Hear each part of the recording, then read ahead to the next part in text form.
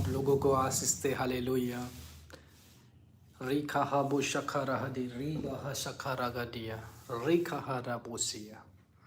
Hallelujah. मैं आशा करता हूँ खुदावन आप सबके जीवन पर बड़े काम किया होगा। परमेश्वर आप सबके जीवन पर बहुत सारे आशीषों को दिया होगा। हमें हालेलुया।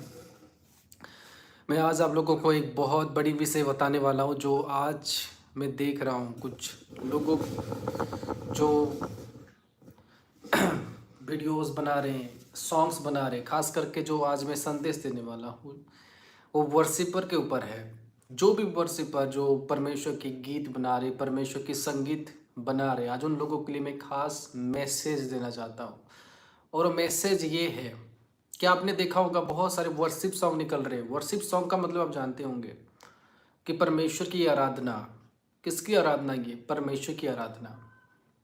लेकिन उस वर्शिप सॉन्ग पर आप देखते होंगे बहुत सारे लोग ऐसे वर्शिप सॉन्ग बना रहे हैं, कुछ डिमोनिक सॉन्ग को उसको कन्वर्ट करते हुए उसको, वो बॉलीवुड सॉन्ग हो गया या टॉलीवुड सॉन्ग हो गया, कोई भी सॉन्ग को उसको कॉपी करते हुए कुछ लोग परमेश्वर की सॉन्ग को बना रहे हैं, जो कि सरासर हर एक व्यक्ति को करना नहीं चाहिए।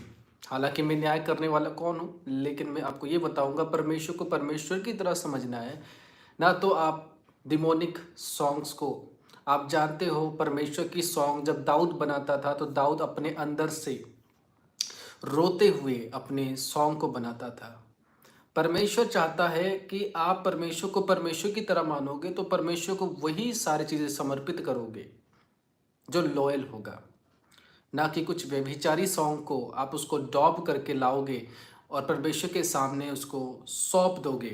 क्या आप लग रहा है परमेश्वर उसका खुश होगा उस सॉन्ग को सुनने के बाद? आपकी एक बुद्धि और एक विवेक होना चाहिए कि मैं कौन से सॉन्ग को कॉपी कर रहा हूँ, मैं परमेश्वर को नाली में डाल रहा हूँ।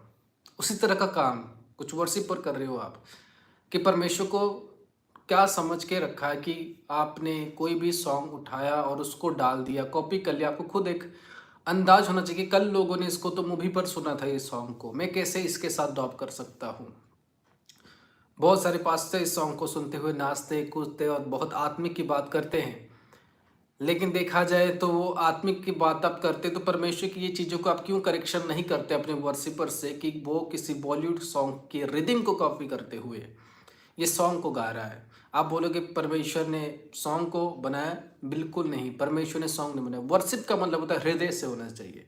वो वर्शिप सॉन्ग जो आप करोगे परमेश्वर को दोगे, वो आपके अलावा और किसी को नहीं आना चाहिए।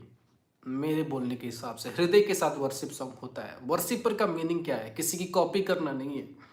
आप उन गिल्टी सॉन्ग्स को कॉपी करते हो और आप लाकर उसको पेस्ट कर देते हो। क्या अच्छी गुण है? आप अपने खुद से पूछो, वो परमेश्वर है। आप परमेश्वर को झूठा खाना खिला रहे हो। आप परमेश्वर को इस पापी सॉन्ग जो कि अच्छा नहीं है उसको कॉपी करते। जब उन सॉन्ग को लोग सुनते हैं उनको मूवी की याद आती है, देखो ये तो ऐसे सॉन्ग है। ऐसे तो बात नहीं बनती मेरे प्रियो। परमेश्वर परमेश्वर है और परमेश्वर को परमेश्वर की दर्जा देना चाहिए। और कोई भी गलत सॉन्ग आप लोगों को नहीं बनाना चाहिए जो परमेश्वर का ना हो।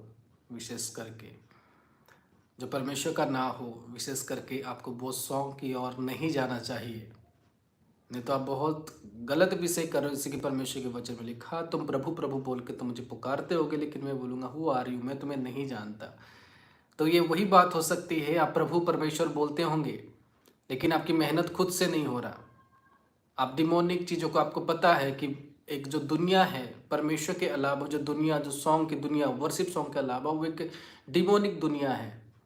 और आप उसको कॉपी करते हुए आपकी अक्ल और विवेक वो आपको बता नहीं रही, कैसे पता नहीं मुझे, कि मुझे परमेश्वर को किस तरह से परमेश्वर को मानना है। और मुझे परमेश्वर तो अनमोल है, मुझे झूठा खाना थोड़ी परमेश्वर को खिलाना है। चलो कोई परमेश्वर का वर्शिप सॉन्ग कॉपी कर लेते, मान लेते, लेकिन जो कोई अनऑथराइज पर्सन जो कि परमेश्वर में नहीं है, जो कि व्यभिचार के लिए बनाया गया है, दुनिया को शैतान ने उस सॉन्ग को बनाया कि दुनिया को उसमें डाल सके, और आप उसी सॉन्ग को, उसी डिमोनिक सॉन्ग्स को कॉपी करके ला रहे हो, कि कितनी नीच बात है। तो काइंडली जितने भी वर्शिपर के पास ये मैसेज आए, इस बात को जानो कि परमेश्वर का सॉन्ग दिल से होता है, हृदय से होता है। वो आपको खुद बनाना होता है, उसके लिए आपको मेहनत करना होता है, प्रार्थनाएं करना होता है, परमेश्वर के लॉयल रहना होता है। उसके बाद आप उस सॉन्ग को ज़रूर बना सकते हो। लेकिन आप अगर मेहनत ही नहीं करना चाहते, आपको वो गाना मतलब इसका मतलब क्या बताता है, आप उस बॉलीवुड या टॉलीवुड या हॉलीवुड जो भी एक फिजिकल लाइफ की सॉन्ग में आप जरूर ताल्लुकात अपने आप को रखते हो, इसलिए उसी सॉन्ग को आप कॉपी करते हो। इसका मतलब ये है कि आप एक स्पिरिचुअल नहीं हो।